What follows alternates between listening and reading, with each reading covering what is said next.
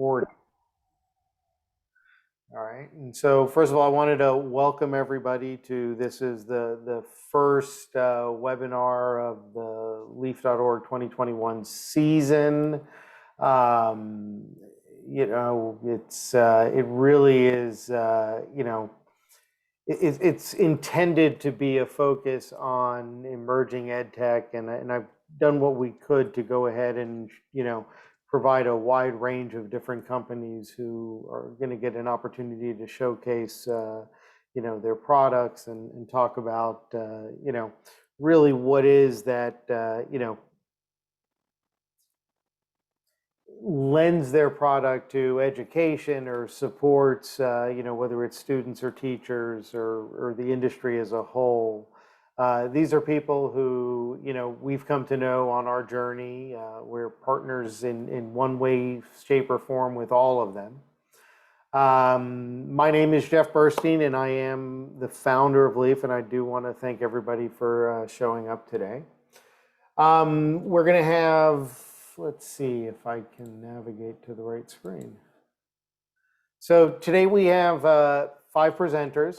We're going to be starting with not only a partner of L-EAF, but a good friend of mine, Dimitri, who, you know, we actually at L-EAF leverage Kanban Zone as the, you know, really the engine that helps us drive transformation when we're engaging with people who are on their own transformation journeys, with educators, with, you know, we work with some school coalitions, and, you know, we actually use it as a tool when we're engaging in, you know, agile transformations with business, with government, because it is a, you know, a tool that is both intuitive and easy to use. We were so impressed last year where at the end of last year, we had a group of about, I think about 800 students globally who were in some way, shape, or form leveraging Kanban Zone as the means for tracking the work that they were doing in their classes.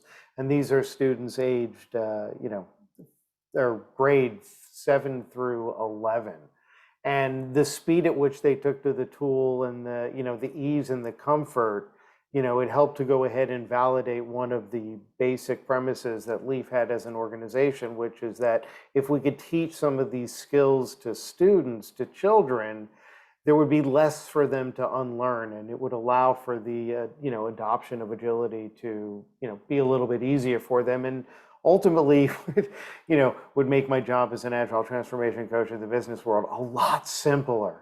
After Dimitri, we're going to be hearing from, I believe it's George from SKYLECT. They're going to have a very interesting presentation about immersive education networks.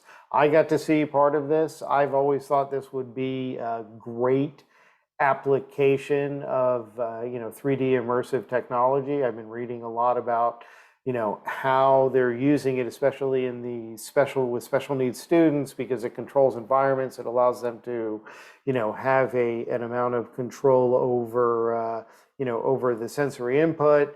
I've gotten a tour of the SKYLECT platform, and I was blown away by it, and I certainly hope that, you know, all of you are as well. After George, we're going to be hearing from Abu Bakar from OCTLEARN.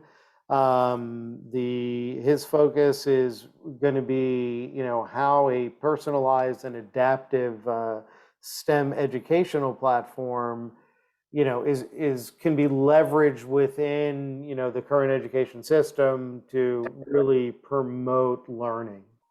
After Abu Bakar, we're going to hear from Dragonchain, where Trey is going to be talking to us a little bit about, you know, how blockchain can be, you know, enabled to go ahead and serve as a backbone for learning management systems. I hope that he may touch on, you know, some of the work that L-EAF is doing with Dragonchain, where we're looking to build out what we believe is a first of its kind credentialing system that's going to leverage blockchain for students.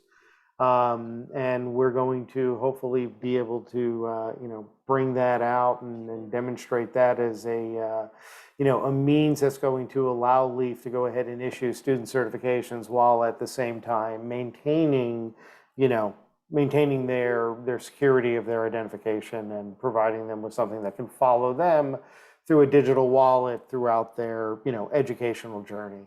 And after that, we get to hear from my good friend and new father, Bo McCoy, who's going to talk to us about, SOLcademy and the decentralized learning model. Hopefully, he's going to explain some of the cool benefits that are, they're not only for students, but for educators and the role it plays, in supporting education and the furthering of education as a whole. And, we hope that this really does kind of provide a good overview, as to the types of companies that as an organization, LEAF has been seeking, to kind of join our collaborative effort. Because at the end of the day, it's really education that we're all here to go ahead and support and to, promote, so that students at the end of the day are the ones who, ultimately derive the benefit, right? Getting them to, get access to skills and technologies that they're going to use in their, day-to-day lives once they're out of, once they've left the educational system and they've entered the workforce, is really going to be, value that's going to be delivered to society as a whole. So without further ado, I'm going to go ahead and hand presentation rights over to Dimitri, if I can figure out how to do that. Hey, look at that. And we will let Dimitri go ahead and introduce himself and take it away. And I will stop my share. Okay. All right, well, welcome everyone. So I am going to keep this at a pretty high level where we have, I believe we're allocated 30 minutes each, right, Jeff?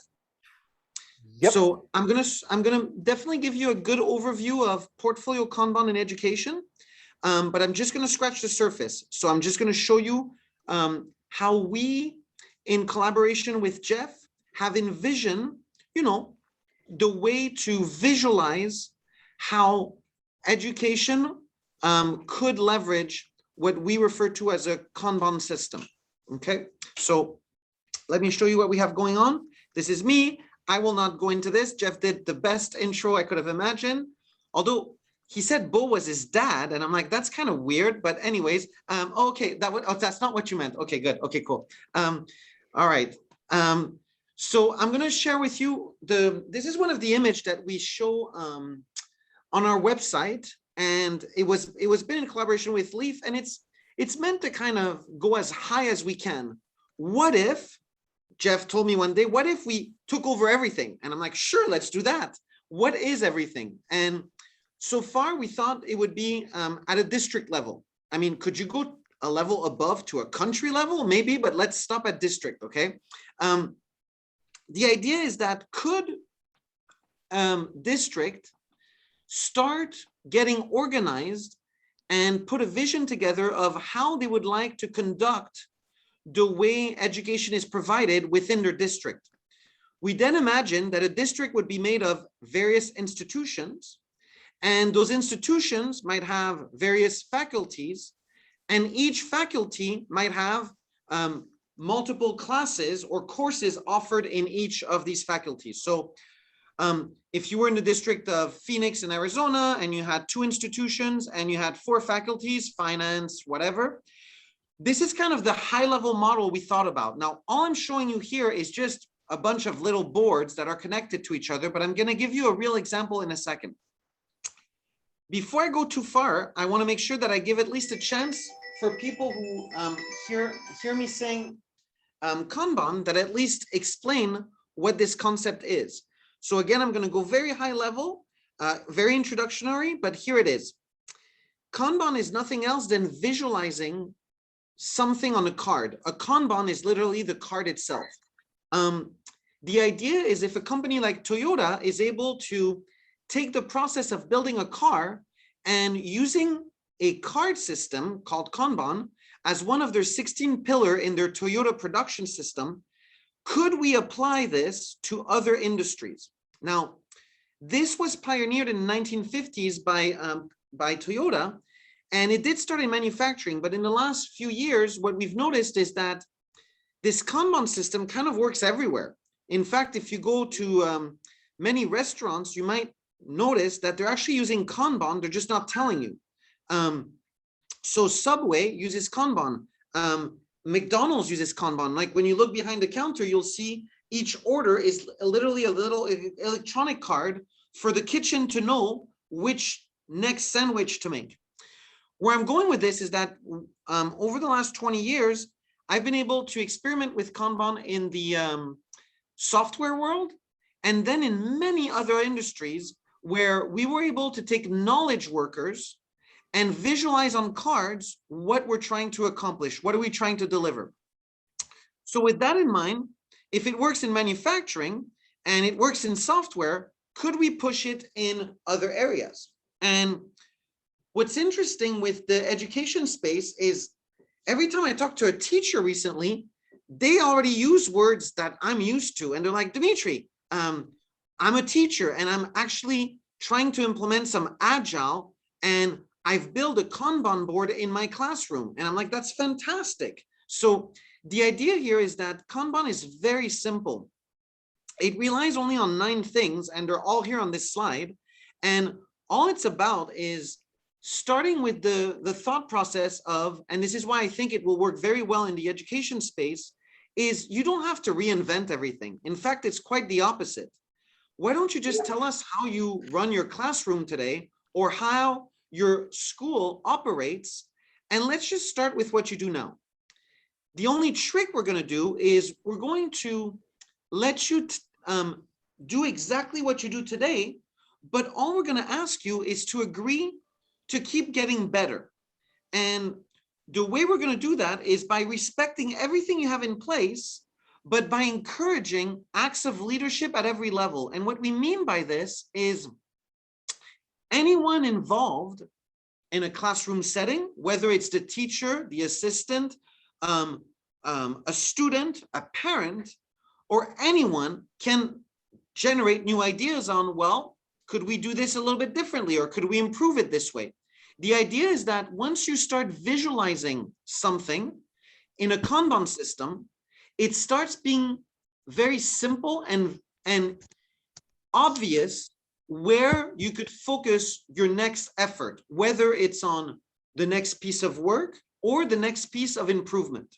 So from a 4-principle perspective, all I wanted to put out there is that you can pretty much hit me with any industry, anything you're doing, and we could probably represent it on a Kanban system. Remember, all it is, it's taking something, representing it visually on a card, and then moving this card on some sort of process or visual representation. At the bottom, I just wanted to maybe to make sure to highlight, now that I've shared the principles, which are just the things to get you started, that really what we mean in the education space and in any space is very simple. Visualize your workflow. Now, for a student, their workflow could be as simple as my next assignments or the next module that I have to learn. So for a student, it's very quick to understand, well, instead of giving me my homework, as an email, you're giving me a card for each piece of homework. So for a student, it's just changing the visual interface. The reason this is very important is that what we've noticed is that when people, human beings, visualize their work, they get it done faster. So the idea here is on a Kanban system is, what if you could take everything a district is trying to do, or a school or a classroom, and you just put it all visually on the board, and then you let all the players, who could be students or parents or anyone else involved in this, to really start using these cards to understand what's expected of them, and then also deliver it to complete something. One of the things that's very important in a Kanban is the second bullet I have here, which is limiting your work in progress. One of the things that's kind of the secret to getting so much work done is you don't work on 20 things at once. It's the opposite. You work on only one thing at a time by limiting your work in progress, and therefore by making sure that you stay focused. So one of the things that we know works very well is,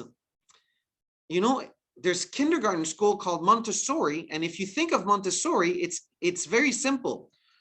You pick an activity, you take the toys or the pieces associated to this activity, you take them, you play with them, and once you're done, you put them back into the box and pick another activity, which means that from a young age, you're taught to say, don't try to do 5 things at once. Pick one thing, finish it, and put it back before you start the other one.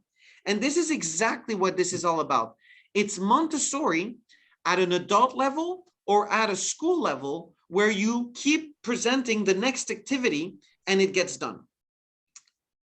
The other thing that we found in terms of measuring and managing the flow in education is that students, and this is not news, but learn at different speed.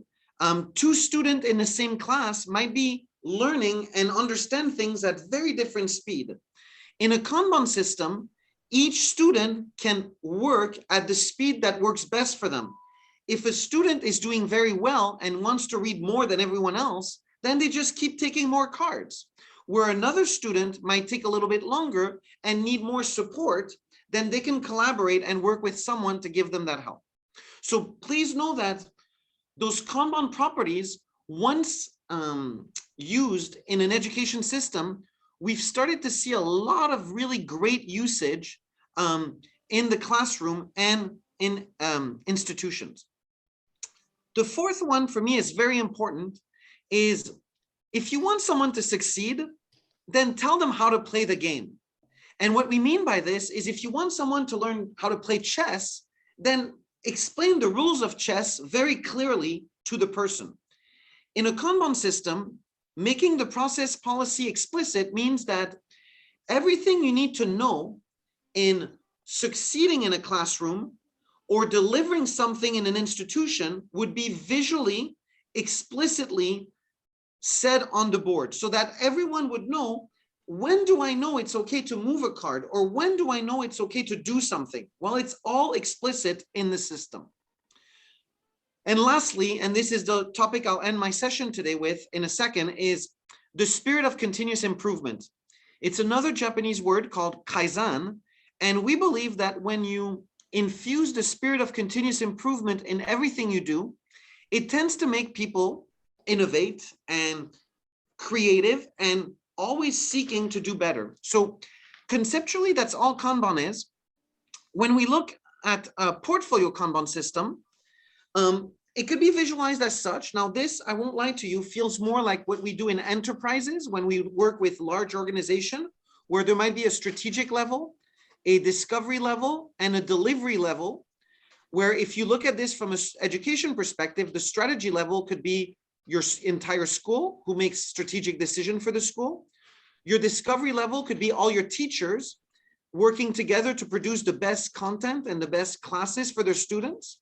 And then the delivery level would be each classroom conducting their courses and classes together. So I'm giving you, and I wanted to do this on purpose, to give you how, not connected to education, but in general, a portfolio Kanban system, all it does is it connects things together. And it makes it very obvious that if a student is working on module number 3, why are they working on this? Well, because it's connected to an outline, that's connected to a course, that's connected to a domain of expertise, and everything is supposed to be making sense with each other. So just before I go to Kaizen, which is my last section, I just want to show you, let me go back here, how this, and again, this is a very simple view that I'm going to give you. Jeff and his team do things much more advanced than I'm about to show you, but this was conceptually the best way for me to explain it. I built a board for a faculty and I kept everything simple. The board is pretty much to do, in progress, done. The faculty has 2 classes, but they're thinking of a 3rd class called future class. Below here, I showed you 2 classes, class 1 and class B. All I'm doing here, and I would not do this on a single board. For the demo today, these should be probably 3 separate boards that are connected, okay? But right now, for the interest of the presentation, if I were to take class A, which at a faculty level, I would say, you know what? Let's start class A. As soon as I did that, it signaled that everything related to class A is now available. I'll do it again. Is the little lines here show you the connections between the cards. So if I move this one, then all the cards connected to it, which are these ones, would turn yellow because this card just moved to a yellow column. I'll do the same thing here with these purple cards. I'm going to move this purple class into in progress. And of course, all now the purple cards in the classroom have the okay to start, which gives the trigger for students now to start going at it. So again, I kept it simple, but let's say student number 1 would take the module 1.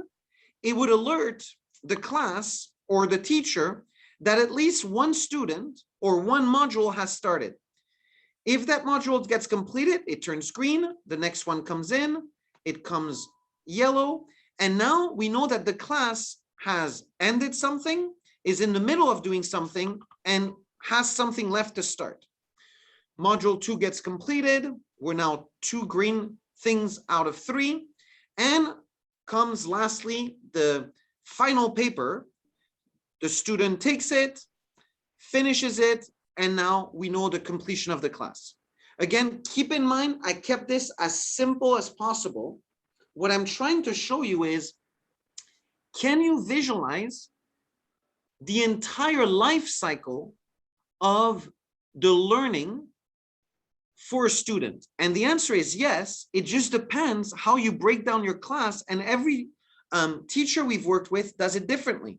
So they might create a module, and in the module, create a bunch of tasks for the students to say, well, I need you to read, chapter 1, right? And then, or chapter 2 here. And in there, I want to give you 2 tasks for you to complete. And in chapter 3, right, I would like you to read these 2 things or these 3 things, and then there's these things to complete. What I've seen teachers do is literally turn every card into step-by-step instructions for students to be successful at understanding what is expected from them to complete the class. So that's it, and I'll give time for questions in a second. I just want to show you the last slide, which is the Kaizen slide. So all I did to you guys today is I talked about Kanban at a high level to give you kind of the premise of it. It's just cards. Then I moved to explain to you how we could connect everything through a portfolio Kanban system. And I give you a simple example in an education setting. And lastly, I want to leave you with this, which is why I think it will work very well in a classroom and in an education space, is that spirit of continuous improvement will help promote that you can always do things better. You can always do it differently. And I think that by giving the opportunity for people to improve the way they learn and the way the next people will be able to learn will make a huge difference for building the ideal learning system and visualizing it on simple little cards. So that's all I had for you guys today. It was a very, very high level introduction to Kanban Zone as a source of information about Kanban, and also a platform, as Jeff mentioned, that is used by L-EAF and other educational providers to manage everything. So Jeff, I don't know if I did okay on time. I think I did. I probably have like a couple of minutes open for questions. You do, and you did excellent on your time and your presentation. Thank you. And so, yeah, we can make it available for questions, or if anybody wants, I could, to Dimitri's point, I could demonstrate some of the L-EAF templates that become available when you come into Kanban Zone through, through L-EAF or a L-EAF reseller. But one at a time. I just like to say that I got turned on to doing Kanban when I was doing software development, I don't know, maybe 15-ish years ago. And once you get into organizing your life like this, you will never do anything else, because the most important thing I think it helps you do is prioritize. When you see things very clearly laid out, it's really obvious to know how to spend your time. I think that's the biggest benefit I've got. I can look at a list of these 5, sticky notes. Even we used to put them like sticky notes on the wall and say, okay, like this one is definitely more important than that one. That's the one that I'm going to do first. So I appreciate that a lot, Dimitri. And Bo, one quick comment on this is that I think you've probably experienced too is the pleasure of moving something to done. And I think that's part of what I think is important is that sense of accomplishment regularly, right? Yeah, absolutely. It's like really nice when there's more things in the done column than in the not done column, but that rarely happens because you just keep adding things to the to-do list. So if you're good with questions, remember, I just scratched the surface. For some of you that are familiar with this, obviously this makes sense. For some of you that are new to this, just know Jeff and his team and our team at Kanban Zone, we're here to help. So if you're interested in Kanban, we're definitely here to help. So Jeff, I think if no one has any other questions, I did a beautiful job, I guess. Yeah, I think yes, absolutely. And actually, I was going to put someone on the spot right now who took herself put herself on camera. Yeah, it could be anybody. But actually, specifically Jessica, because you've talked about Kanban and how it can be used in the classroom, and Jessica actually has practical experience in doing that.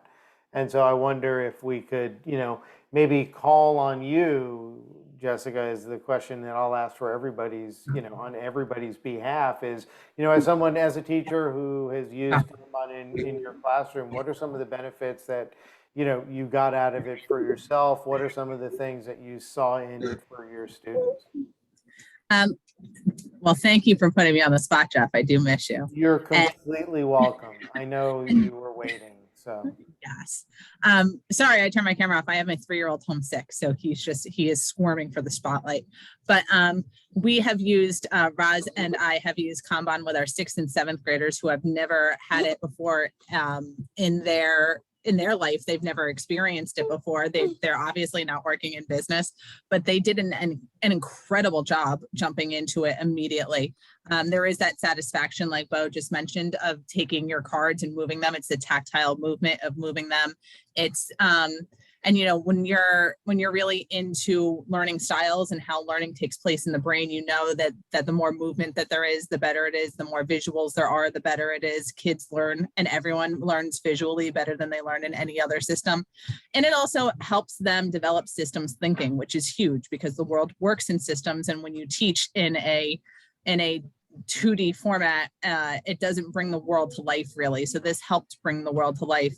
We have had our students run very complex projects all the way through Kanban Zone. My kids last year created their own museum documenting all of American history by using Kanban Zone and documenting so I had 96 students on Kanban, each with their own container, moving their cards through. And it was a way for me to be able to monitor all of my students at the same time and make sure that no one was falling awry or no one was falling behind, because the work is visual. You can see it. There's checklists, there's links. The cards are so operational. They're useful. There's just so much to offer in terms of whatever teaching style that you are. There's so many ways that Kanban can work in your classroom. And again, going back to what Bu said, once you use it, you never stop using it because you can't detach yourself. Your world all of a sudden falls into disarray and you have no idea what your next task is. You really need it. Now it's like you're addicted now. My kids have Kanban cookboards. My husband has one. My poor husband got pulled in, and the whole family does it. So it really is addictive once you start. So if you need anything else, please let me know. I'll be quiet now. Thank you. Excellent. All right. Well, thank you for that. And, we'll be including, once, when the conference is over and we've had a minute to catch our breath, we'll be sending out a deck with, with the speakers, links to their talks and everything. And we'll be including a link for anybody who would like to try Kanban Zone with access to the LEAF, educational templates already built into it. So you don't have to design any of these things from scratch. You can just name the template, and even has instructions on how to use it. So we'll be including that as well. Okay, so those templates are magic. Those templates are magical to any educator. So even if you're just trying to brainstorm, those templates are amazing. Sorry, goodbye. That's okay. No, that's completely fine. All right, so our next presenter, it's time check, George. What is it? 3:36 in the morning, right? Not quite, but yeah, 16 hours here in the office, so it's getting late, but Getting late. I'm in a good shape, so let's go.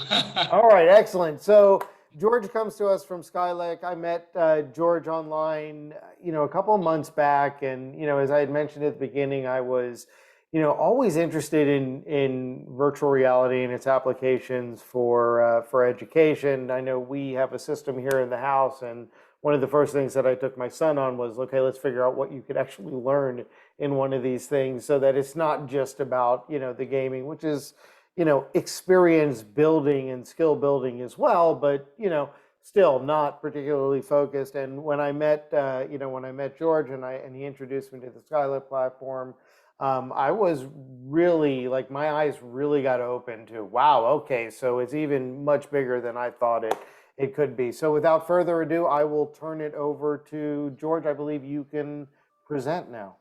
Yeah, that's great. Thank you very much. You're welcome. Thank you, Dimitri, for introducing Kanban to me. So I'm going to start using by tomorrow. Just give me a sec. And Sounds good.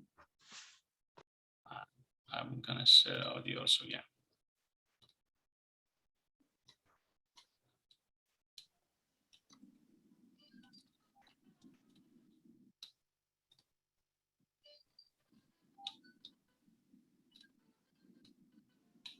Okay, so as Jeff said, I'm George Galrex. I'm the business development manager of SKYLECT, and today I'm going to present SKYLECT and another software that we have called 3D Organon.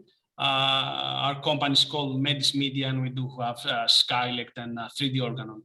So let's delve into it. So SKYLECT is the next generation of immersive education network, and it's an open source of education, and we're proud to be the finalists of the prestigious EdTech Awards of 2021. Our mission is our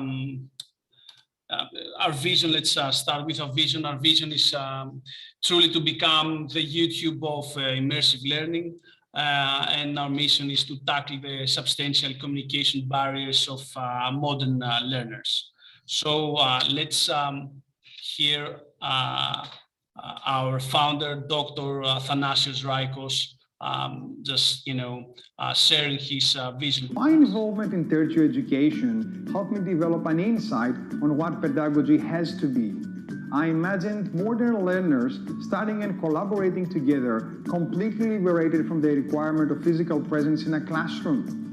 I envisioned a virtual collaboration space where learners and instructors can share ideas, work together, and visualize assets in an immersive environment.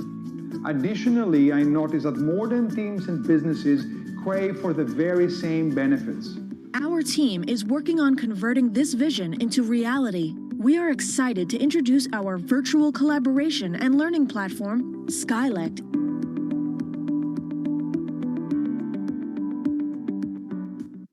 So with the words of Benjamin Franklin, the wise words, let's go to our next slide. SKYLECT is the remote delivery. It's all about remote delivery teaching. It's about training and meetings for businesses. We're a cross-platform, meaning that you can use VR and non-VR device like desktop, tablet, or mobile phones.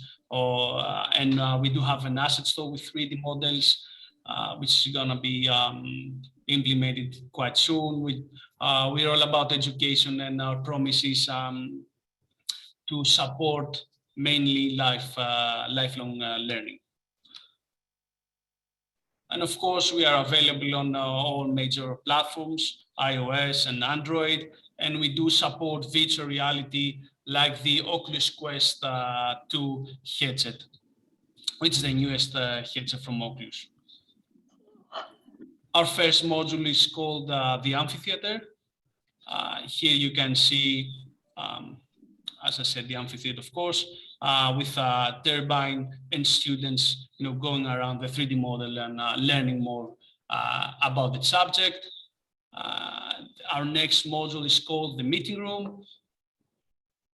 Here you can see one of the companies introducing new resistors, engineering company, and going through new projects.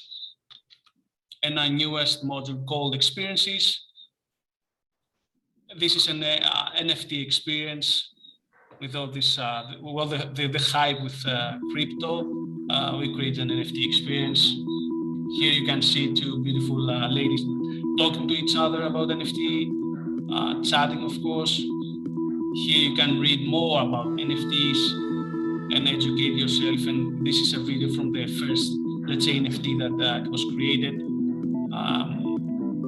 You can move around the room.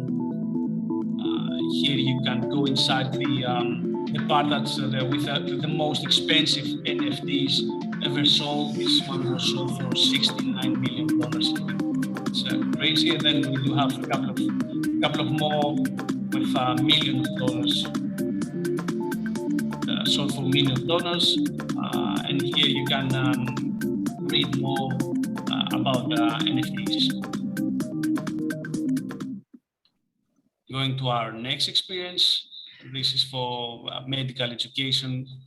It is created for a university. Students can join. Here there are a lot of scenarios, and they can go through the scenario, the medical issue, read more, check the, it's a regular PDF that you can go around and read more about this and have a video explaining the situation there and the case. Then we created an experience from Athens, from the Acropolis, from a famous land site, the Parthenon. You can see a video. You can read more about it. Go around the experience, go around the room, and you can see also the 3D model. And then there is an experience called the Labyrinth. Here again, you can be educated about the labyrinth and the Minotaurus, and go around the experience and join in with your friends and go and enter eventually the labyrinth. It is a really nice and great gamified experience, which we created for students to move around the room and eventually escape. Our next experience, basically, that's it from SKYLECT. We saw a couple of experiences. Of course, you can go to the browser and just type www.skylect.com and check our website. Now I'm going to our second, as I said, software solution called 3D Organon. It's a cutting-edge medical anatomy platform. We do have two software solutions, one for VR and one for 3D, for desktop and mobile. And here you can see the environment. This is something that Jeff, I think, hasn't seen. And it's a really nice experience. I mean, with students can, use their controllers and dissect This is for, of course, for medical education, for students from universities, sorry. They can, move parts around, and then they can go closer to the model. They can move vertebrae and just, go inside the body and check the anatomy. It's a really great and an astonishing immersive experience.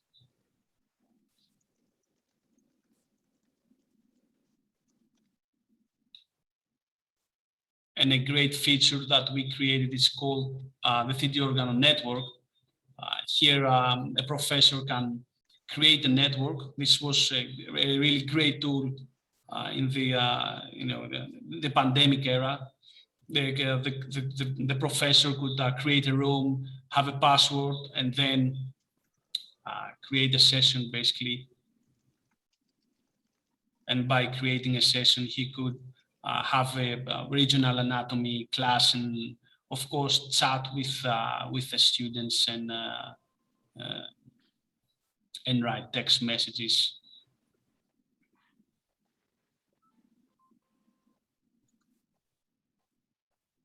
It is an amazing feature that a lot of universities around the world now are using. And of course, 3D Organo is trusted by top tier universities, hundreds of top tier universities around the globe. Basically, that's it. Thank you. Thank you very much for your time. Back to you, Jeff. All right, thank you. So, to kind of get the ball rolling on questions, I know you said that you're currently engaged now. Is that with the medical software that you're working with all those universities, or is it across the entire universe of your offerings? The 3D Organo is around more than 9 years or so. So it's not quite new. I mean, a lot of universities use it. So, we created SKYLECT basically for 3D Organo. But then with the COVID situation, everything exploded. So, basically we were thinking of introducing SKYLECT, and then COVID, blasted everything, and SKYLECT took its own path. So yes, SKYLECT is a child of 3D Organo, let's say. Okay. And then one last question: is your goal, right, as an organization, is it to pursue higher education, or are you looking to expand out into, K through 12 or high school, or? We want to explore. I mean, basically, yes. Why not? SKYLECT can do it. I mean, it's easy to use. It's really user friendly. I mean, students can use it. Students use it. I mean, we're now exploring more businesses. We're finding partnerships from the US now. I'm talking with companies that they want to collaborate, and so from a year's now time, probably it's going to be a huge success, for education basically, and we're going to have plenty of experiences. Sure, absolutely, and I can certainly see the value for the students themselves to get that immersive, as close to you can to hands-on experience. Exactly. Is there any other questions from anyone in the group? We'll open it up.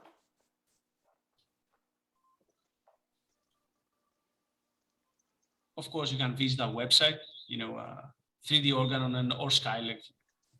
Sure. And is there like the capability? I know you said that there's both a VR and PC or tablet version. Are there demos or interactive demos that you could sign up for? SKYLECT is for free. You can download and use it right away. 3D Organo has a free version, which is it has a guest mode, let's say. So you can enter with, and then if you want the full feature program, you need to eventually buy the software. So, yeah. Okay, excellent. All right. That's great. Excellent. Well, thank you. Thank you very much, George. Truly Thank you very appreciate it. much. And maybe we'll be able to have you back next year and you can talk about the journey and how you've, really even with SKYLECT, really, established yourselves as, as that go-to platform. We certainly are, in support of your growth. All Thank you right, very much. so next up we have Abu Bakr. I met actually Abu Bakr was introduced to him and to OCTLEARN through Jessica, surprisingly.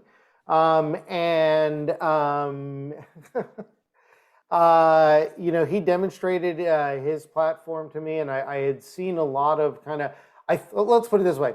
I thought I knew something about, those kind of, learning management systems.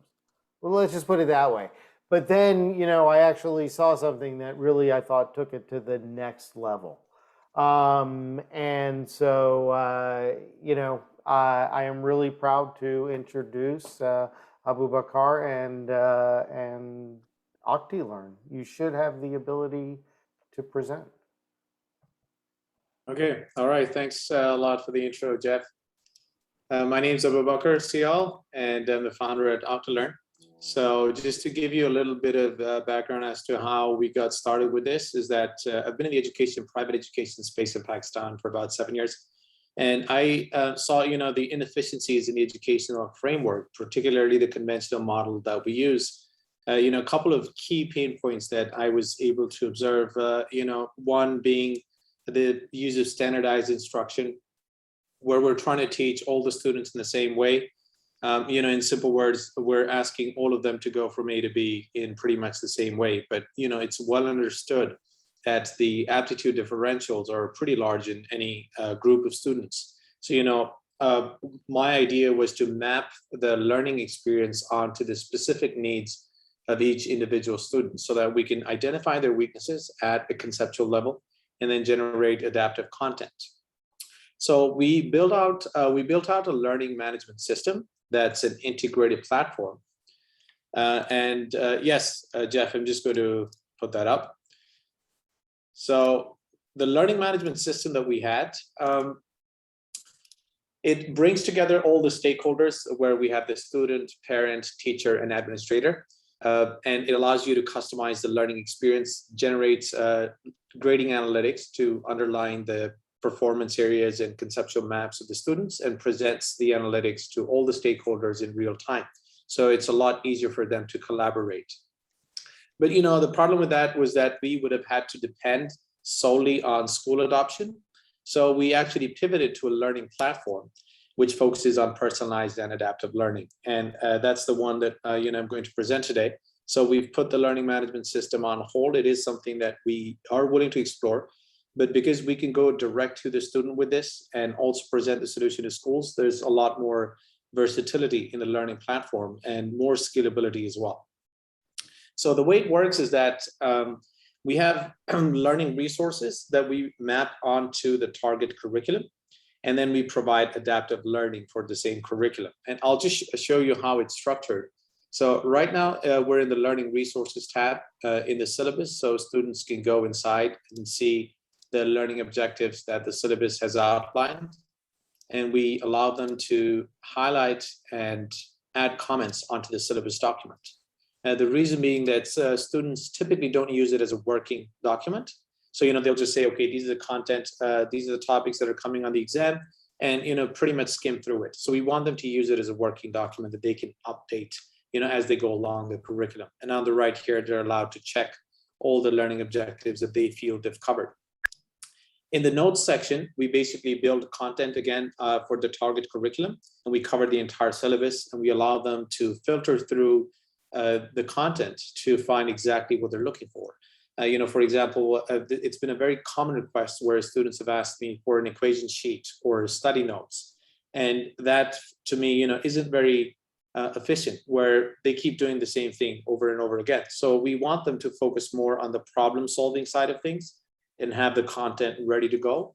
So, for instance, if they want to look up the equations for the syllabus prior to an assessment, they can select that tag, and then it'll filter out. This is the prototype that I'm actually showing you. We haven't yet built it. And then we have another type of learning resource, which is the flashcard. And we, again, do the same thing. We map it onto the curriculum and help them go through the steps where they can actually put into different stacks, depending on whether they know it or they don't. And then our partnership with FET Colorado allows us to integrate their science simulations. And I can show you on the website, they have a pretty large collection of simulations that you can engage with. And what we do is that we build content around the simulations. So we allow students to do exploration on their own, but it's mapped very closely onto the needs of the curriculum. And actually what was being shown for SKYLECT, is something that we're very interested in. And we have a similar partnership with Vivid Learning, where they make 3D models, and we are basically going to integrate their models into our platform and build content around that. And that's a very exciting space, because that is not at all being done over here or even in other places. So for instance, if you look at something like this, the problem with STEM education generally is that students have a hard time visualizing things. So they can solve problems, but they cannot extrapolate current understanding. So, in this case, where you can activate all of these things and tell them what they're doing. So what we do is that our goal is to connect the visual and mental faculties with regards to the syllabus, so that they can really see, what we're talking about. And when they begin to visualize it, it takes them to a much deeper level of understanding. And, they're more creative like that as well. So when you're talking about innovation, I think innovation would significantly be, much more common if students were able to visualize what they've studied. So, we try to do that by providing content mapped onto these simulations. And when you go into the learning pathways, this is where most of the unique stuff will happen. So they go through speed and velocity at first, for instance. That's the first small segment of the chapter on kinematics. They go through the study notes, flashcards, and problem examples, and then get to the diagnostics part, where this is where we identify what weaknesses they have. So they will start and rate their current understanding of the topic and attempt some questions. They get a chance to review these answers and make changes to the final step if they want to. Once they submit, the system grades and then assesses areas of weakness and generates a personalized pathway. And we ask them to rate their experience on the diagnostics. And now when they click and go to pathway, this is where the algorithm comes into play, and we generate content according to their weaknesses. Now, what they're doing as of now, most of the questions that they attempt for the curriculum, are pretty much manual. They don't understand where their strengths and weaknesses lie, except for general understanding. So we then do grading analytics on these assessments that they've taken and make those available to the other stakeholders in real time. And that, really takes care of the problem of delayed intervention, where, the student accountability is mostly, at a future date, where, they will look at the term exam, whether it's A, B, or C, just a grade, but it doesn't go deeper than that. For instance, I could have a B and you could also have a B, but what does that really mean? Does it help us understand what that B entails? Because you could have many different compositions of a B, with strengths and weaknesses being spread out over a large area. And what we want is all the stakeholders to be able to understand the spread of each individual, that whether it's a B or it's an A or whatever the grade happens to be, what exactly is the composition of the grade? Where are the areas of strength and where are the areas of weakness, and how can those be tackled differently from one individual to the next? So this is how it all works, and we finally bring that up with a discussion forum as well, where the students can engage and collaborate on assignments and other work that they're doing. We also allow them to communicate with one another through the messaging interface. So basically, it's meant to work as a learning ecosystem where the learning resources are there. We have grading analytics. The stakeholders are all interconnected. And then we further enhance the content offering with visualization through simulations and 3D models. And the conventional model really has a lot of these pieces missing. There's no real collaboration between the stakeholders. As far as data analytics is concerned, that's very minimal, mostly non-existent. And then the problem is standardization, where you have one teacher, teaching 20, 25 students in all the same manner. So basically, this is what we're doing. We're currently in talks with a large private school over here, and they are interested in adopting the platform throughout the central region that has about 43 campuses. And mostly what we are trying to overcome is the funding problem. So we've been speaking to investors, and we're trying to see how we can do something about that and get started with development. So one of the good strengths that we have is that we are very closely connected to the private student audience in the country. So we can actually present the solution direct to them without depending entirely on schools. And that's one of the key reasons why we moved away from an LMS to a learning platform.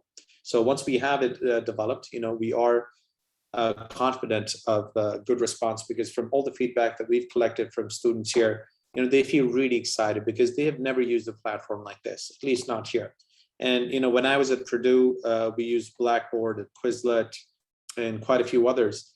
Blackboard, I think, pretty much has remained the same over the last 10 years. And when you look at the UI, it's really unappealing. And I don't know why that's the case, because the level of success they've had, the scale at which they're operating, you'd expect them to be able to produce a much stronger user experience. But that doesn't seem to be one of their focus areas. And that's going to be it from my side. And I'd love to take up any questions. And actually, Jessica, if you'd like to add anything, based on what is going on, that would be great. Hi again, and it's nice to see you. I haven't seen you in a while. I was introduced to OCTLEARN last spring, and I have been watching it be developed ever since then. It is, and I think the best learning for this, and what really caught me from the beginning, was that it's a learning ecospace. So from being on every side of having to work in LMS systems or learning platforms is that there's frustration on every level. There's frustration on kids levels, parents levels, teacher levels, admin levels. But this brings it together. What I really love, though, is that it's the personalized learning. It's the use of this visual technology, again, like I spoke about with Dimitri, and we saw with Skynet too, is the visuals. The visuals is what brings education to life. It's what makes what makes it meaningful. I love the pathways that you're able to use and how it's created for each student.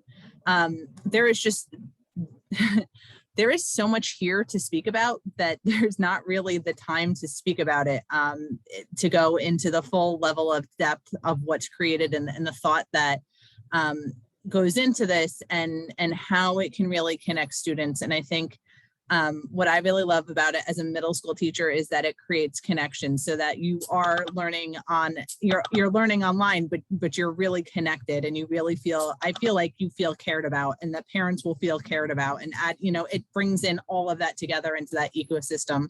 So thank you. And I love this platform too. Thanks.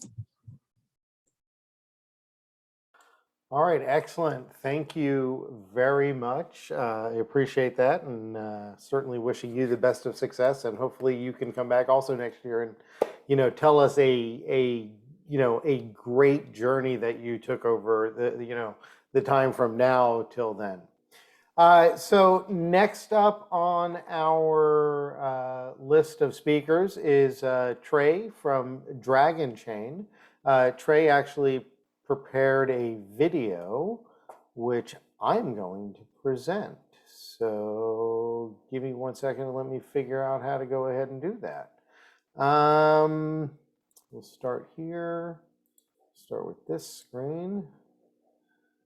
Don't look at that. That's not for now. Here.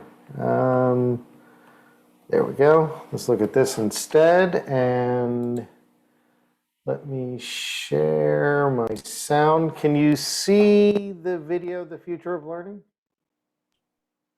I think yes. I think we can, yeah. Okay, great. Let's see if now we can hear it. Hello, my name is Trey Rutledge. I'm the Director of Business Development and Strategic Partnerships at Dragonchain. Today, I'll be talking about the future of learning and how we are using blockchain technology in education. Let me start by giving you a quick overview of Dragonchain. We are a hybrid blockchain platform that was incubated at Walt Disney in 2014. Our architecture has very unique structure and arrangement.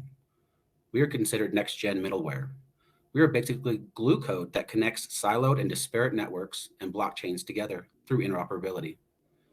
We're open sourced in 2016, and we launched our commercialized platform in 2017. We have had 100% uptime since our launch in October of 2017. Every level 1 business node is its own blockchain with its own independent 5-layer, context-based, quantum computing resistant consensus mechanism. The level 1 business node is private. None of a company's business logic or data is exposed. We strip the payload from the transaction before we send the transaction to the level 2 node for validation. This node makes sure the header and cryptographically signed hash are healthy.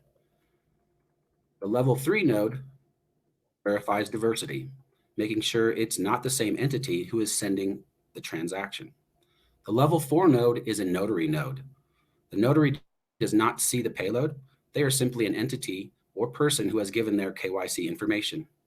They witness the transactions between the two parties and sign off. The level 5 node leverages and aggregates the hash power of the public chains, Bitcoin, Ethereum, and others using our patented interchain technology.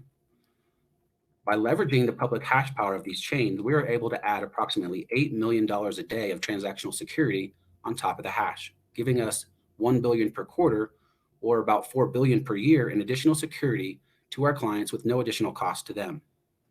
We are a blockchain of blockchains with no mainnet. This allows us to scale infinitely. We have a patent on our ability to scale. We have an expanded US patent on interoperability between blockchains and legacy systems that are disparate and siloed. We also have the US patent on smart contract orchestration, and our tokenized microlicense itself is also patented. The platform is coding agnostic. You can write code in any language, including Bash, Shell, and native language programming. We use Kubernetes and Dockers to containerize everything.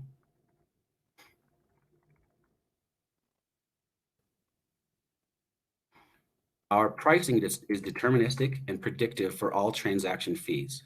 A company will know 30 days out exactly what their fees will be per transaction. Fees never change or waver based on network activity.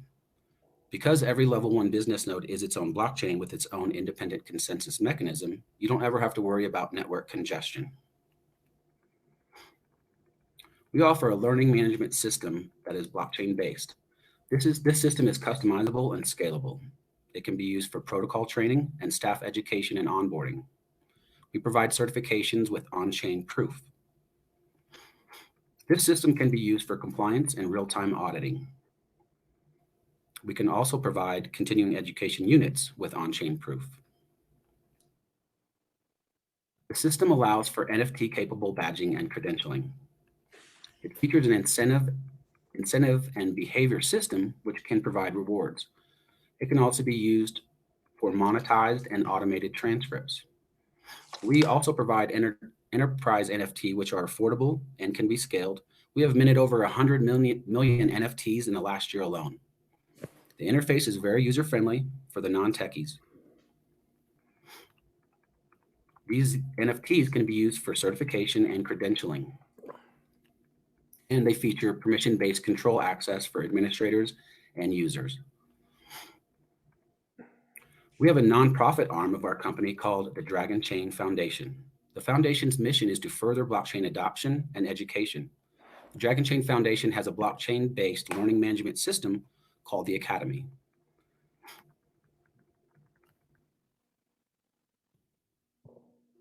The Academy provides a training framework that allows students to develop skills based on their need and their level of experience. These free courses allow you to obtain blockchain proficiency at your own pace, on your own schedule, and to the degree of expertise that suits you. Dragonchain is more than an education program with blockchain courses. It is built from the ground up to incorporate blockchain technology into every aspect of its design.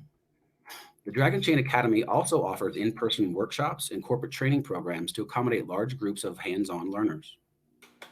These courses will support the same range of certifications as their online equivalent, but with a more personalized and robust curriculum led by a member of the Dragonchain team. This is what the console looks like as you create an account. Here's what the certifications per course look like.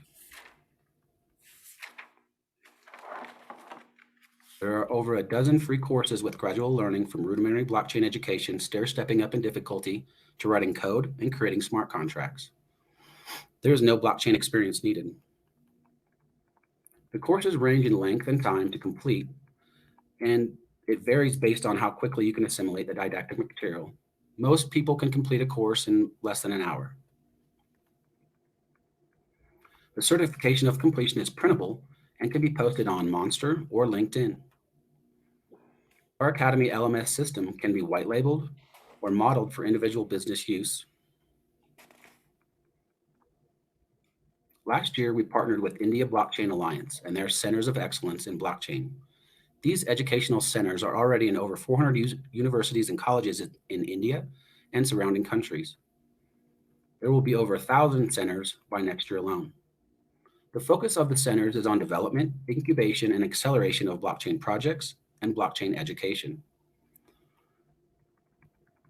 These courses come with printable certifications, badges, and all activity is recorded on chain. We recently partnered with Soulful Synergy as well with a grant to graduation software. Our objectives was to create an ecosystem of grant management, learning management system, internal social media, and certification validation, storage, and tracking services that all run on the Dragonchain network. The pandemic has shown us just how much technology hadn't evolved with education until it was forced to. By using Dragonchain technology, Soulful Synergy can create a blockchain ecosystem of grant, learning, and certification management to help with the grantor, the grantee, the educator, and student. Smart contracts can be created to allow both parties to streamline the grant process with real-time progress tracking and efficient fund release. A learning management system can be integrated to create a shared space for curriculum grading, instruction, and even social interaction between student and educator. After graduation, a certification management system can be integrated as a virtual wallet, showcasing any earned certifications or diploma on top of serving as a record of the student's work hours. This lets alumni have all their experience in one place to more easily present to employers, and lets grantors track if their certifications have been put to use, all on a secure network backed with the Dragonchain's technology to keep all of your data in your hands.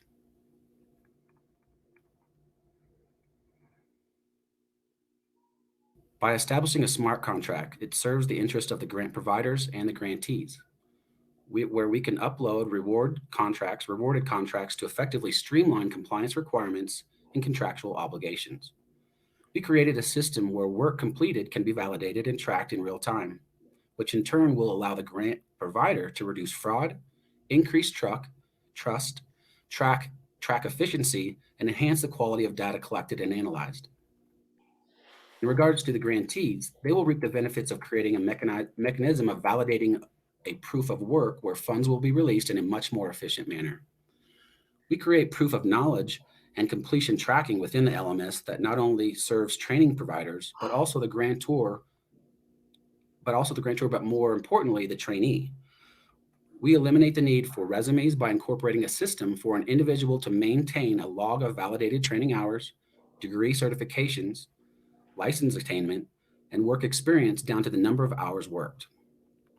All this data will not only benefit the grantee, but the grant provider as well by having the capacity to track the impact of certifications attained in the trainee's life, beyond the normal year and a half of follow-up services required by most federal grants when delivering workforce development programs.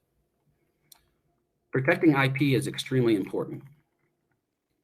With Dragonchain, we are creating an immutable record that will protect us against any service or product infringement. We created an intuitive and highly secure degree certification license management system that will be accepted by qualified individuals and agencies.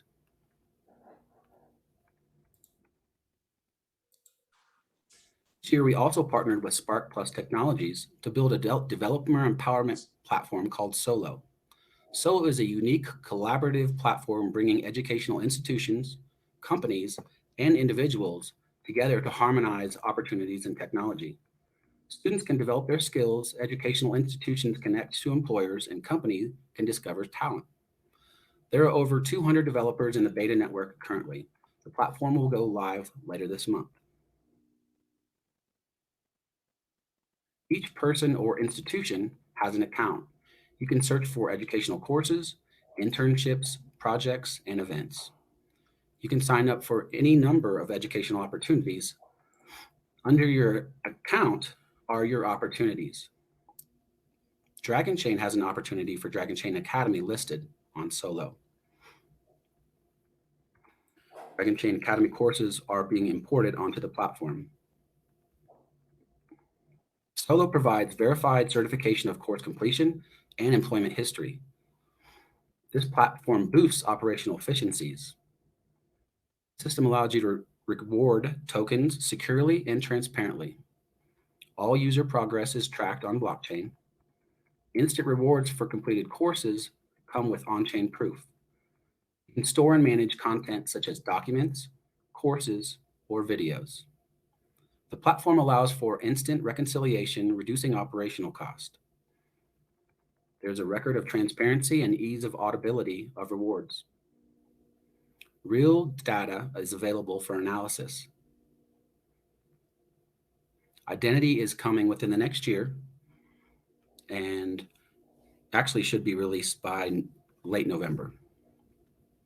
These are just a few examples of how Dragonchain is using blockchain for the future of learning.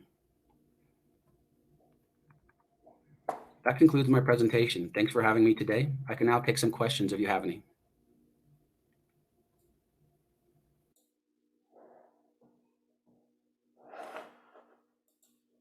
Okay, and I'm not sure if Trey has had an opportunity to join us.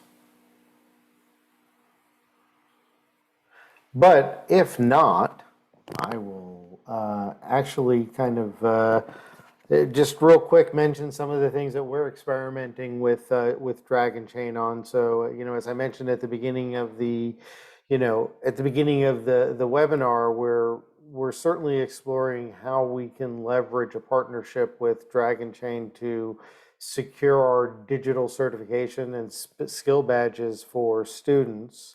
We're also looking at leveraging the smart contracting module that Trey talked about as a means of distributing and securing our end user license agreements, as well as our commitments that back our certifications and skill badges. So the things that we're basically committing to the students.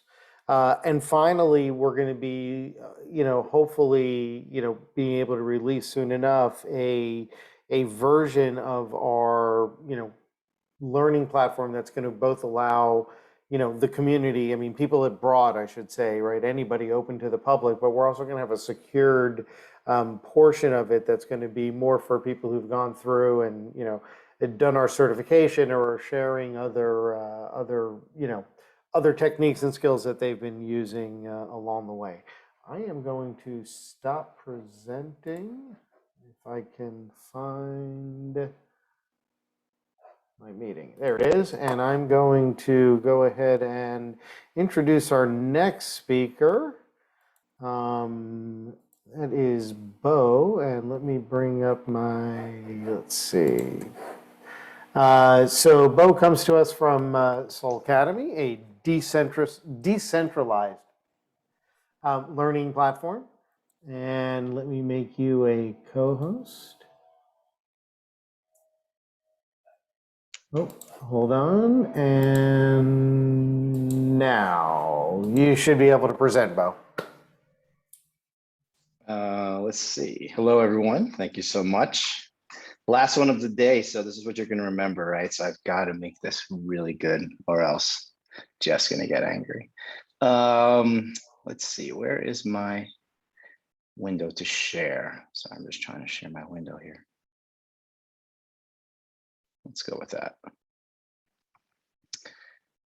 Okay, so my name is Bo McCoy, and I am the CEO and founder of SOLcademy. And I want to tell you a little story. Can you see my screen? Can you see this video, my web browser? Okay, cool. I want to tell you a little story of how I kind of fell into education. I mentioned earlier that I was working as a software developer and my journey with Kanban, with agile methodologies, with blockchain, and how this all ties together to what I think will be a very beautiful future for education. So I was the head of sales at a company called GoGuardian from end of 2014 until 2017. They were probably the fastest growing company in the history of educational technology. We grew super fast. We sold the company for over $150 million 3 years in, and they just raised $200 million and now at $1 billion valuation. Right, it's this wild rocket ship of a company. And that was my first exposure to education. And I just loved it because people in education are there because they want to be. I was used to working with Fortune 500 companies in the Southwestern United States, Disney, Fox, Sony, Qualcomm, this sort of thing. And, people are there for a paycheck, right? It's just completely different. And there's such beauty in working in education. So I had an experience where I got to talk with literally probably thousands of teachers and ask them, what's your day like? How can we make your day better? They always said the same thing when it came to technology. There's too much of it. It's slowing us down, and we have so many things to do, right? We have so many plates spinning at the same time. To ask us to learn a new technology is really difficult. And usually we don't get enough training. So I took 2 years and I got to travel primarily through the developing world, through Latin America, through Southeast Asia, and through some parts of Africa, and learned how important education truly is to just as a framework of society and opening up doors of opportunity to people who didn't otherwise have them. And so I came back to the United States. It was the end of 2019, and I was working with a number of schools in Los Angeles County. In this particular moment, I was in a science classroom at a high school in Compton, California. And there was about 30 or so students. Every single one of them, the students, was either African-American or Latinx American. And there was an Asian American teacher, really nice guy. And he was up there speaking, and he was talking about, I think it was the periodic table or something like that. And I was observing the class, and I'm looking, and every single student was on their cell phone while the teacher was talking. Every single one, 30 out of 30. And they were either streaming videos or playing games. And I said, after this, I went to the teacher. I said, how can you teach in this environment? And so he said, well, what would you prefer me to do? He's like, you want me to ask them to put the phones down? If I ask them to put them down, they'll pick them back up in 30 seconds. I said, okay, that's not going to work. He's like, do you want me to take their phones away? He's like, take the phones away from these kids and they will basically, it's going to be free for all. It's chaos, right? They can't be away from their phone for more than a few minutes at the most. So you just kind of have to learn to adapt, and you kind of understand that hopefully they're absorbing what I'm saying, even though they're not making any visual contact and I'm not getting any feedback. And I said, well, this is it. This is the future of education. We've just got to bridge the student behavior, what they're doing already in the classroom, to what the school is trying to get them to do, and connect the behaviors of the two are so starkly different in 2021. It's kind of astonishing and really amazing. So the students are already living in the future of education. If you think about what a student, a young learner, is interested in, they'll tell you right away. If you talk to my neighbor, it's Roblox, right? He's 6 years old, and he'll tell you everything about Roblox and why it's so exciting. And if you talk to this other young man who lives a few blocks down, he's 11 years old. He's all about Minecraft, and he'll tell you all about Minecraft. He wants you to play Minecraft. And so I asked him, I said, well, what do you do if you get stuck? He's like, well, that's easy. I go to YouTube and then I find, the answer for what I want to do. I said, oh, that's cool. What if one of your friends asked you, what to do? Would you help them? He said, yeah, I'd go to YouTube and I'd find the video and I'd share it with them. And sometimes I even share the videos that I find with my friends so that, they learn. So I said, so you're kind of their teacher in a way, right? And he said, yes, that's true. So this is the world. This is the world that we live in today, that students, young people operate in everywhere, except when they step in the four walls of their school, right? And I'm not trying to deride schools in any way. It's just there's a big difference between what is happening in the student's personal life, and which is all entertainment-based and enjoyment-based, and their academic life. And there really needs to be some consistency between the two if we want to engage students.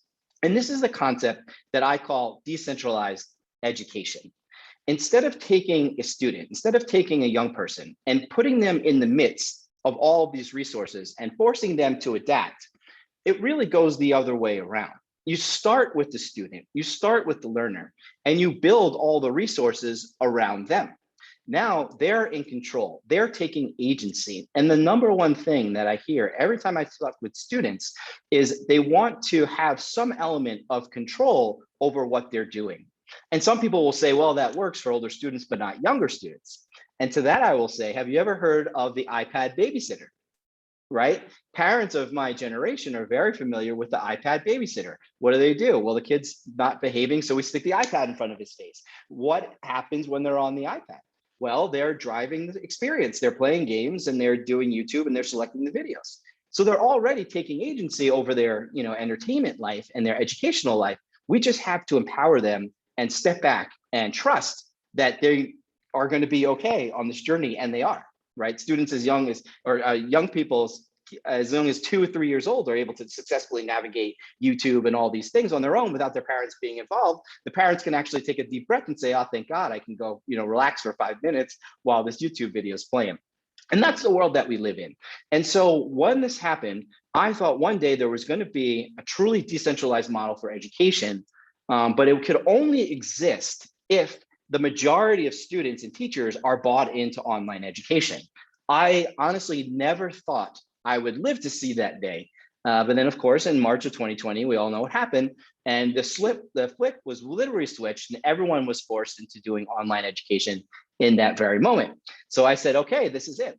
We need a simple way to take that message that the teacher in that science class in Compton, California was delivering, and bring it to the format which the students are already engaging in, right? Meet the students where they are, which is short format videos.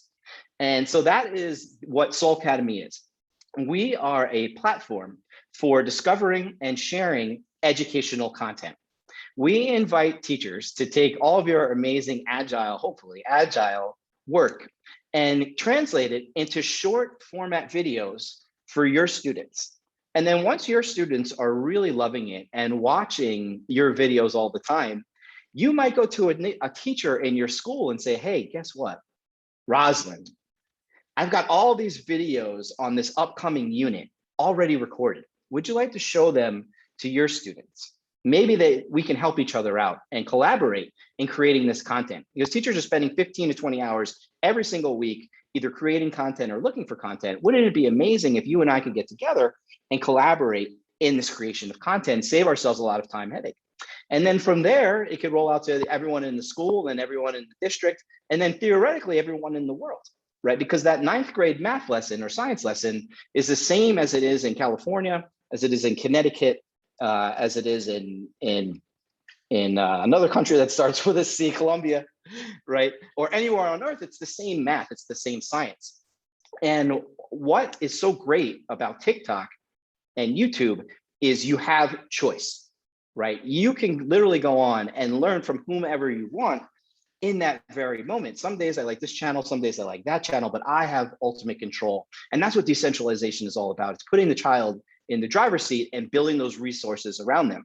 So a lot of teachers hear this and they get a little uncomfortable. Like, what do you mean? It's my classroom. I've got to really control what's going on.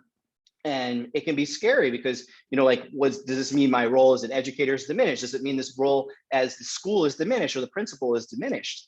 And that is very natural and it makes perfect sense. But what we've seen is exactly the opposite happens. Whenever I talk with teachers who truly embrace this kind of flipped classroom model or this, decentralized model, not only are they not being diminished, but they're needed so much more. Why is that? Because when a child is empowered, they are now intrinsically motivated, right? They are tapped into what they are doing, into that activity. And so teachers tell me all the time, I've had 20% of my class, I had 30% of my class who was completely disengaged in their academia before. And then when I started making these videos and I started trying to connect with the students where they are, even if it wasn't, the content wasn't great for them, just the fact that I made that effort to build a relationship got them engaged in class. So the engagement skyrockets. And now you're actually needed way much more because the students are dialed in, they're intrinsically motivated, they're coming to class prepared, they're coming with questions ready to ask you. And so the teachers are needed way more in this model. That's the first thing. The second thing is now all that magic that you're creating in your classroom as an educator can be brought not just to the audience that's in front of you, those 30 students every single day, but to an audience of millions potentially all around the world who need to learn about Kanban, who need to learn about Agile, who need to learn about all these different concepts, but there's no one in their school who can deliver that message, or at least no one who they care to listen to who can deliver that message. Video is that bridge, right? Video is the bridge that will take us from what the students are doing today to where the education system is, right? And that is going to bring us into the future. So when I see all these other platforms, I get so excited. Like I can see where things are headed with, with Kanban, with blockchain, and there's so much potential there. And what we really need is a single source of truth, a single source of content that brings all these platforms to life. And that's what we're really trying to be at SOLcademy, right? We want to be the single source of destination, a single destination, kind of like a TikTok meets Khan Academy, where educators can upload content, they can share it with their school, they can share it with the world if they want, where schools have the ability to empower collaboration between teachers in their district or even across town. We're working in Chicago with CPS, and they have some great teachers in nice areas, and they have a real shortage of teachers in other areas. Well, what we're going to be able to do is bring those amazing teachers at Stevenson, at this fantastic high school, and bring them into every school in Southern Chicago, in the South Side, right? Every single one, because while the teacher can't physically be there, a video of them can. And this is the world that students already live in. So it's super simple. The layout is super clean. You can just come to SOLcademy.com. You can watch the video right here. This is one done by Jamal. He's a really amazing teacher in Boston. The teacher can very easily click here and share it to Google Classroom. I think that might have popped out, but it's integrated with Google Classroom. We also have an integration with Microsoft Teams and Active Directory if your school used that. You can copy the video right here and share it to your LMS of choice. So Abukar, we're going to talk about how we can integrate these links directly into OCTLEARN and any other kind of LMS or learning platform that you're using. It can be shared through as well. And the emphasis here is on simplicity. When I was working with Houston ISD, the teachers there have over 47 content applications in their dashboard that they're supposed to use. How many of us can use 47 apps simultaneously effectively? Nobody. It doesn't make any sense. There's too much complication. So that's what we want to do, is kind of distill all of that, make it really simple for people to come in and find content. You can go to your profile and very easily upload your video content in just a matter of clicks. And you can also share classroom resources. This is what I'm most excited about. So if you've got a lesson plan, Jessica, on teaching with Agile, you can share that with the world so that teachers who don't have the ability to create that lesson plan can watch your video, show it in their class, and then have a lesson plan to follow so that they're not starting from scratch every single time that they want to deliver a lesson, right? It's not like being there, but it's like being there. It's the next best thing. And this is really the way that we view the future of education. I want to show you a different slide, if I could get this thing off of my screen. Hang on one second.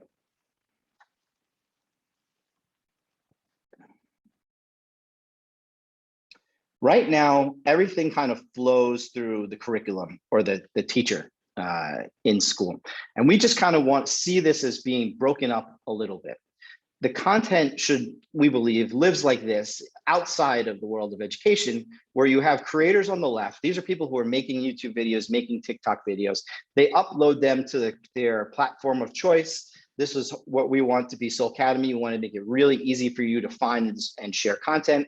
And then you have learning providers and learning tools. Learning providers are the places where learning is happening. This could be a school, this could be a pod, it could be a charter school, private school, a tutoring program, anything like that.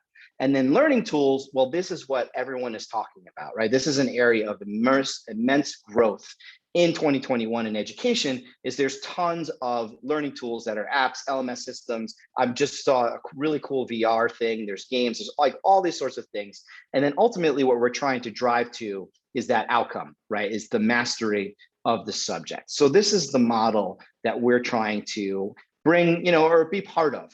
So not only do we want to work with teachers and schools, but we really want to work with all the ed tech companies out there, right? We want to be your single source for educational content. And so we're actively working to make integration super simple and easy for you, because that's really how we see this thing taking off in partnership, so that you don't need to look for content, and we can work with you in schools that you're working to make your platforms even better. So that's a little bit about our background at SOLcademy, why we built it, where we're at today, and our path going forward. Hope I did okay on time, and really appreciate you all being here. Any questions? Happy to answer. Thank you so much. All right, thank you so much for that, Bo. So any questions? We'll open it up. Okay. So Bo, do you have any content that we could use for creating an experience in our SKYLECT software? I mean, is it Yeah. Yeah. Okay. So actually, the idea is to make all the content readily available for you. So we're building an API right now that will let you populate your platform with content that's located on SOLcademy. So if there's a teacher and they're on SKYLECT and they want to create a lesson on, let's say, journalism in the 19th century, right? As soon as they type journalism, you would be able to send that to SOLcademy, and we would send you back the most popular videos related to whatever it is that you sent to us. And that's the integration that we see happening. So we want to make that experience on SKYLECT much better by sharing that content out to you. That's great. Okay. So we'll follow up after this. Excellent. Any other questions? All right. So that's great. So let me just let me present. Let me present this. And you can all see the fish that my son caught. It's very impressive. But, right, so first of all, I want to thank all of our presenters today, right? As I mentioned at the start, these are people that we met on our journey, right? A journey that we started a year and a half ago when, Bo pointed out, somebody pointed out earlier, they were talking about how we had this plan and then COVID, right? And so, I was doing business transformations and I had, 2 sons in local schools, and then COVID and the school's inability to deal with systems that crashed on day 2, right? And their inability to pivot really started to be one of the first symptoms that was uncovered by the pandemic. Right. And our, initially when we started the collaboration of LEAF, it started as, people from, a wide breadth of, expertise from, education, obviously, both leadership and teachers. We had engagement from parents.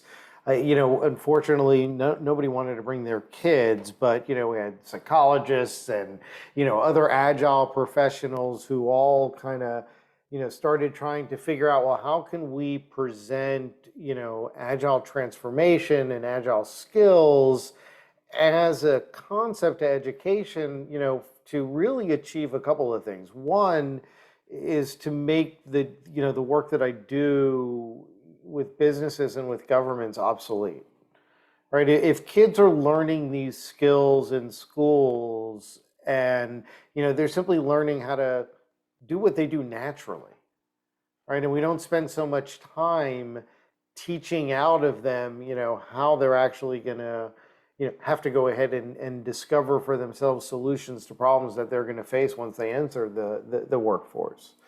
And, for us, that was a journey that we thought was going in a very specific direction. And, I often tell people that we headed in one direction for about 10 months before we realized it was not, ultimately going to be the right path for us. And then we had to back up a certain amount and then head off in another direction. And it was unfortunate that this morning it may have been pointed out to me that the direction we've been going in for the last 6 months, there may actually be a better one. Right. And so, we're constantly taking that, approach that, look, the trip is ever going, because the deeper that we get into it, right, the more we learn about the destination. And, along the way, we've met these great partners, and, we realized early on that as just a company, it wouldn't really make that big of an impact. But if we came out as an industry, right, with partners like this, right, who offer these kind of solutions, right, that it really does make it a lot easier for, for the educational sector to go, yeah, you know what, we can talk to you because you're not just a company, you're actually a, an entire industry, from programming to, to platforms to, advanced training for educators to, to system thinking, both in the classroom as well as, in the boardroom.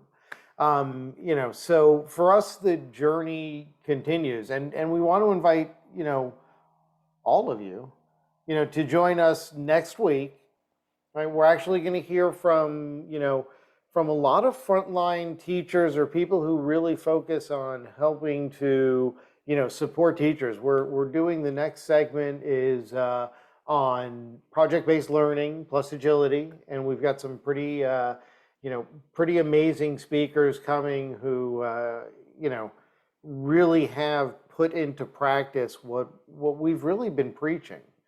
Right, and some of them have been doing it longer than we've been preaching it. Right, like bringing agility into the educational sector is not an idea that got born out of COVID, but it may have gotten attention from more people, and now it's moving with a degree of momentum.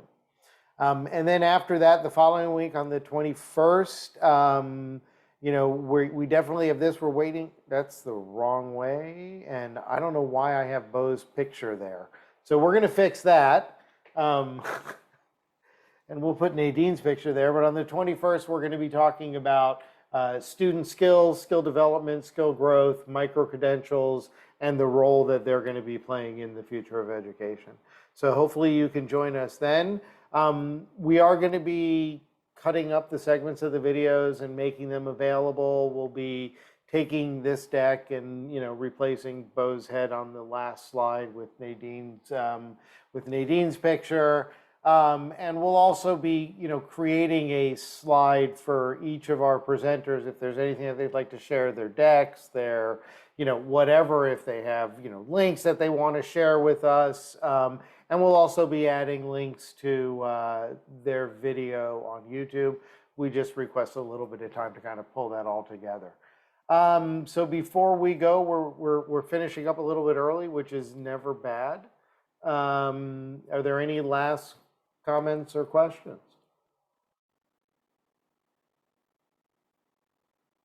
All right. Well, I want to thank everybody for joining in. I want to thank our speakers for their thoughtful presentations, and hopefully we can see you all next week.